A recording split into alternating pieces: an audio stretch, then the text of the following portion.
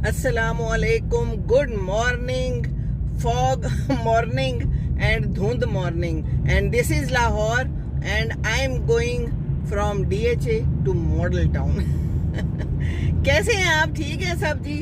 हम तो तैयार हो गए, ऐनक शनक लगा के गाड़ी में बैठ के हमने कहा कि चलें बहन की तरफ मैं जा रही हूँ। जैसा कि आप सबको मालूम है अब्बू वहाँ पर हैं और कल कहने लगी कि अब्बू थोड़े से उदास भी थे, लग रहा था, और थोड़ा सा उनकी तबीयत भी ठीक नहीं है। तो बस मेरे लिए ये टाइम बड़ा मुश्किल है, तो मैं चल पड़ी। मैंने कहा तो मुझे बताती तो मैं उसी वक्त आ जाती। बस एक दिन गुजारा है अपने घर में, फिर यहाँ पर चल पड़ी हूँ। पीछे सामान आपको नज़र आ रहा होगा, सामान रखा है मैंने सारा, बस डाल दिया है जो जो चीज़ें ज़रूरी थी।